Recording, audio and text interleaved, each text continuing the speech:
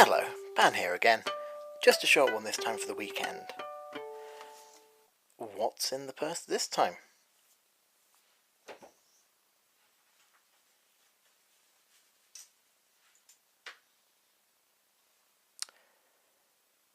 It's a gold half sovereign of George V from the year 1911. Now bear with me a second, I'm going to pull out my macro filter and see if I can get a bit of a closer look at this coin. Now, I've done a little research on this coin, and by research I mean I've consulted the only real authority on gold half sovereigns, the book by Michael A. Marsh. A book which I'm very, very tempted to quote Shakespeare as describing as being tedious brief.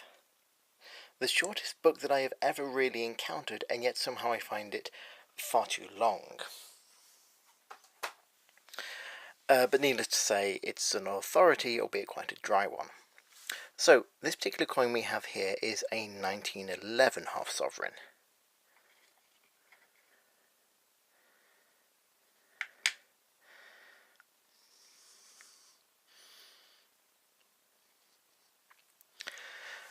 Which is actually the first year that they minted half sovereigns for George V. It is also just a few years before World War I, or the Great War as it was known at the time, which did in fact essentially lead to the end of the usage of gold as a material for making currency coinage.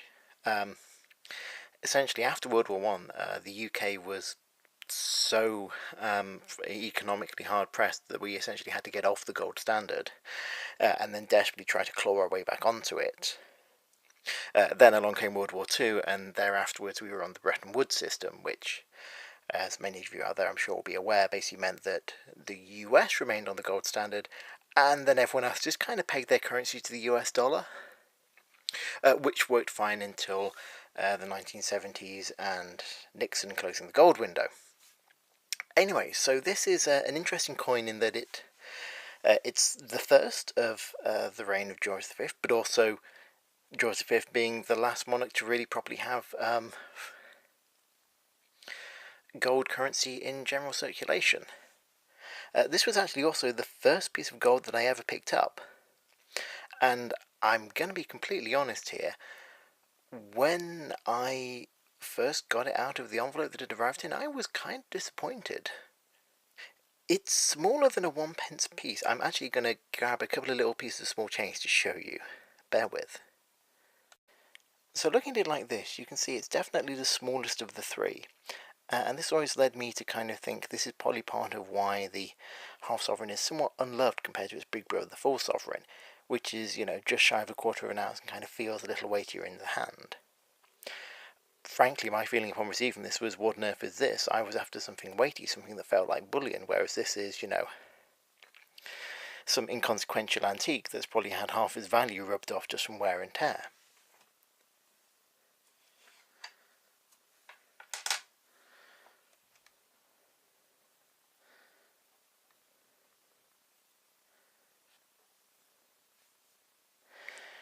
But I feel like that's not really doing it justice, and when you start to look at it on its own terms, it's really a very impressive little coin. The weight is always a little surprising in the hand, a little bit more than you think it should be. And actually, looking at this particular one, it's far, far less banged up than I initially gave it credit for. So much so that I actually want to genuinely ask a question of, is this coin worth sending off for grading? I mean, the details on the Petrucci, St. George and the Dragon on this side actually look pretty good to me.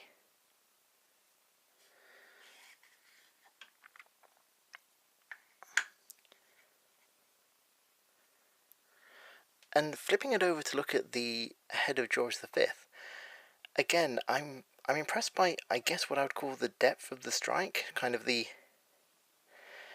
amount of detail that you can see and the amount of apparent vertical depth that you seem to get from it. For comparison purposes, a lot of other coins of similar or older age, you tend to start losing details around the most raised bits, so sort of like the ear and the hair, whereas here they still seem very well defined. I've never tried sending something off for grading, but I'm aware that it's something people do, and the more I look at this coin, the more I think maybe I should. What do you think? Please let me know in the comments below. Incidentally, I mentioned World War One before, and World War One definitely kind of sits in the middle of George V's reign like a gigantic elephant in the room. World War One was a very important time for a lot of Europe, and if anything, George V kind of pulled off the impossible. World War One was the great toppler of the old monarchies of Europe. I mean, okay, France had had its revolution about 100 years or so beforehand, but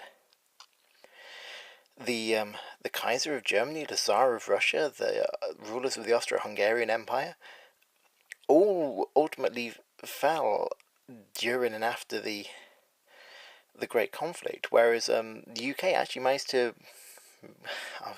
I don't want to say get through relatively unscathed, but in terms of its the overall impact of the war, actually we managed to avoid any kind of particularly major institutional upheaval. And I would say that actually that's in no small part down to George V himself. He certainly, you know, kind of wasn't as bad as some monarchs we've had in the past. He actually went over to France, to the battlefields. He didn't get to see frontline service, but he was kind of, you know, touring the troops on a horse and so forth. Actually got himself injured. Basically, his horse fell over and managed to fall on him, so he was actually quite badly injured in the leg. Had to be transported back to the UK on a hospital ship alongside ordinary troops. So he was, you know, kind of lying in bed chatting with other with the injured soldiers, which I think definitely got him a lot of credit from them. Incidentally, it's also worth noting that he wasn't the only member of the royal family to be involved in the action in World War One. His son, who was later to become the very, very shortly serving Edward VIII, desperately wanted to go off to war, and eventually sort of said, you know, kind of, I'm not afraid to die for my country.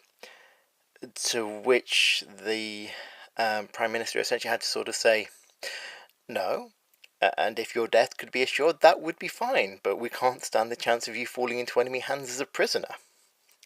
Which is rather disturbingly pragmatic. So anyway, one last thought on half sovereigns, and particularly half sovereigns versus full sovereigns as a way of stacking gold, is to talk about the price of them. So, according to Marsh's book, which is kind of delightfully out of date, you can pick up a half sovereign for £75. You absolutely can't. The spot price alone is about 110. But they're definitely available. They're definitely, you know, reasonably common. You can get hold of them on eBay, I'd say probably about as readily as sovereigns. And I kind of like them for that. So part of my stacking approach is that I'm most interested in stacking kind of as a means of improving my savings discipline. Having money in a savings account just makes it a little too accessible, whereas putting it into something like gold or silver makes it that little bit harder to liquidate, and therefore means that I'm just that little bit less likely to liquidate it. That said, buying something like a sovereign, which will typically set you back at least, say, £230 or £40, can take a little while to save up, enough that it becomes difficult to do so, whereas a gold sovereign, you can get that for a little over 100, and that's a bit more manageable. That's more like the kind of thing you could get maybe once a month rather than once every 2 months in my case. And so I think I'm going to carry on with these. I don't think I'm going to particularly go for a date run or anything.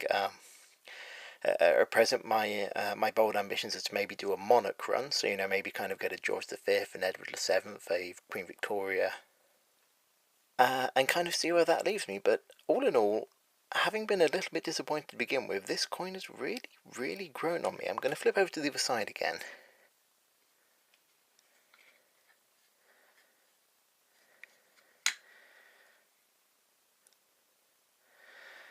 And again, I'm just going to ask the question of, do you think this coin's worth sending off for grading? It seems to have a lovely colour, kind of a certain amount of lustre still left to it, a good depth of detail, a little bit of wear and tear, but really not that much in the grand scheme of things, especially for such a small coin.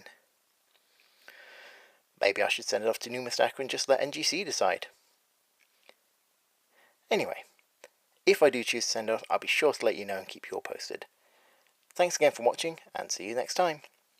Please feel free to comment, give it a thumbs up, share it around, etc. And thanks again for all the support from everyone. Bye for now.